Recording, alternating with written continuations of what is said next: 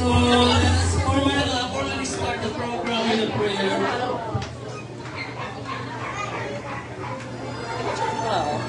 Yes. We request everyone to please rise. Short prayer. Tayo po tayo.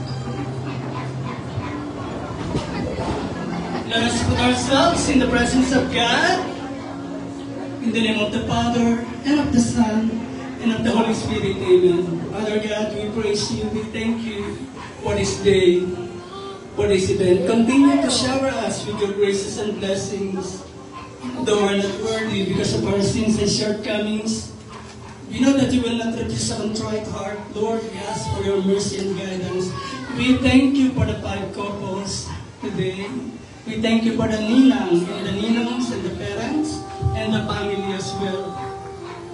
We thank you for Kapitana Rosalie Buenaflor, kasama ang council, for making this event happen.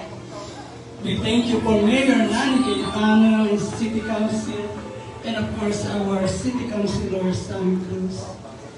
We thank you for everyone. Father God, please be with us.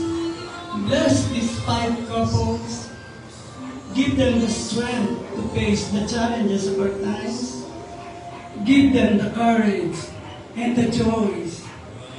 Lord, ikaw ang mamuna sa araw nito. We also ask you, we pray for our food and drinks. At kami magsasalo-salo, give us the nourishment, not only physically, but spiritually, mentally, emotionally.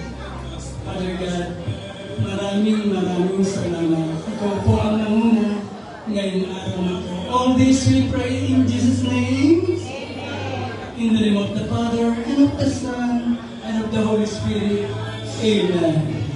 Good morning, everyone! Have a seat. Yes. Pwede na po tayong maupo. Marriage is the ultimate union of husband and wife. And the center of the marriage is always God and love. What is love? Love is like a rosary full of mystery. Love is blind. Love is sacrifice. Love is unconditional.